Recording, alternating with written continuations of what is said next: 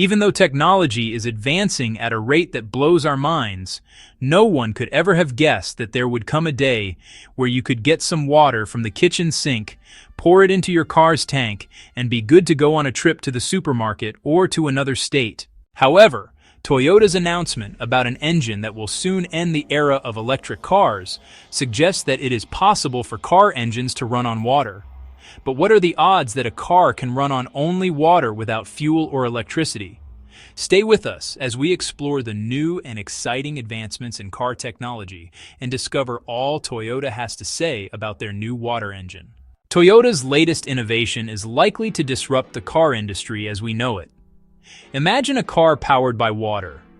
This mind-blowing vehicle uses an advanced electrolysis process to convert water into hydrogen, which fuels the engine. Its engine makes use of the chemical energy released during the recombination of hydrogen and oxygen to produce power, releasing only water vapor as a byproduct. This not only reduces harmful emissions, but also addresses the growing concerns about global warming and air pollution. Toyota's innovation promises a cleaner, greener future for transportation, aligning with global efforts to combat climate change. Although electric cars have been at the forefront of the green automotive movement for years, praised for their zero-emission status and their reliance on renewable energy sources, Toyota's water-powered car offers several unique advantages over traditional electric vehicles. While electric cars rely on batteries that require charging from the electrical grid, Toyota's water-powered car uses water, an abundant and renewable resource. The electrolysis process, which splits water into hydrogen and oxygen, can be powered by renewable energy sources such as solar or wind, making the entire system more sustainable. But that's not all. Electric cars have been marketed as zero-emission vehicles, but the production and disposal of lithium-ion batteries pose great environmental challenges and a large investment of resources. However, Toyota's water-powered car sidesteps these issues completely. According to the announcement made by the Executive Vice President and Chief Technology Officer Hiroki Nakajima at a recent meeting in Japan, Toyota plans to change the future of transportation with this new technology. Nakajima talked about Toyota's big plan to stop being just a car company and start being a mobility company that helps people have many options for movement. He was joined by two other leaders, Takeru Kato, who is in charge of making electric cars called BEVs, and Mitsumasa Yamagata, who will lead the team making hydrogen cars when the factory opens soon. Toyota's hydrogen fuel cell cars work by using a chemical reaction between hydrogen stored in the car and oxygen from the air to make electricity that powers the car. This system includes an important part called an electrolyzer. The process is very efficient and safe, as it doesn't need much energy and doesn't produce any harmful byproducts. One of the best things about this process is that it doesn't need a big, heavy tank to store the hydrogen. The electrolyzer can make hydrogen as it's needed, making the car lighter and more efficient. To use hydrogen fuel effectively, some parts of the car's motor need to be changed. The fuel injectors, which spray fuel into the engine, need to be adapted to spray hydrogen correctly. Also, the engine block and cylinder head need to be stronger to handle the high pressure of hydrogen fuel. Other parts like valves and spark plugs also need to be made specially to help the engine run well and safely. We'll get into the full details of how the process really works later. But keep in mind that Toyota's water engine is better than other motors that use hydrogen simply because it is much easier and cheaper to store water than to store hydrogen. Hydrogen is a gas, so it needs special tanks that can handle high pressure. These tanks are heavy, expensive, and can leak, which can be dangerous. Water, being a liquid, is much easier to store and doesn't need special tanks or high pressure, making it safer and more practical. This makes the water motor versatile, suitable for small cars, big trucks, and even power plants. Its simplicity and safety make it a better choice than other types of motors. Plus, it helps reduce our reliance on fossil fuels and cuts down harmful emissions. This makes it a more sustainable option for transportation and energy generation. However, It may surprise you to know that this whole motive to make a car powered by water only isn't exactly an original idea. Before Toyota's steps to build cars that run only on water, there were others who tried to do the same. The number of claims and attempts are sure to blow your mind. In 2008, a Japanese company called JPX announced they had made a car that could run on water instead of gasoline or diesel. This was big news because it promised a cheaper and greener way to power cars. Genapack said their car used a special system to get energy from water by splitting it into hydrogen and oxygen, then using the hydrogen as fuel.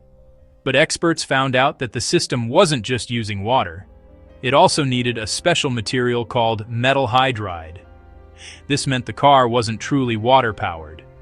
Genapack never provided scientific proof for their claims, and many scientists doubted their story. The scientists explained that water is very stable, and you need a lot of energy to split it into hydrogen and oxygen. According to the laws of physics, you can't get energy from water alone because it takes energy to break the bonds holding the water molecules together. Some scientists also reminded people of Stanley Meyer, who in the 1980s claimed he had made a dune buggy that ran on water. But Meyer never showed solid proof, and his claims were found to be false. He was even convicted of fraud in 1996. JPX's story sounded a lot like Meyer's, and people were very skeptical. Back in 2002, Hydrogen Technology Applications announced they had a device called Aquagen that could split water into hydrogen and oxygen. At first they used it for safer welding, but then they started saying it could power cars. The thing is, their theories weren't really backed by science, and honestly, their claims seemed pretty exaggerated.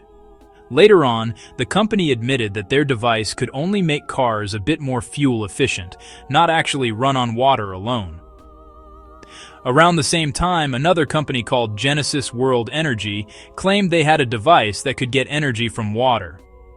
They managed to raise a lot of money from investors, but, well, they never produced a working product. In 2006, the company's owner, Patrick Kelly, was actually jailed for fraud. In 2008, the same year JPX made their announcement, a man in Sri Lanka named Tushara Priyalal de Silva claimed he had driven a car on water for 190 miles using just 3 liters of water. The Prime Minister of Sri Lanka even supported him, but Tushara was later arrested for fraud. His claims, just like many before him, were exaggerated and really misleading. More recently, in 2022, Arianto Morella from Indonesia said he had made a device called Nkuba that could turn water into hydrogen fuel. He claimed it could power motorcycles for 500 kilometers on just 1 liter of water, and that big car companies like Lamborghini and Ferrari were interested. But scientists in Indonesia doubted his claims, saying the device was actually impossible according to physics. They also found out that the car companies weren't really interested after all.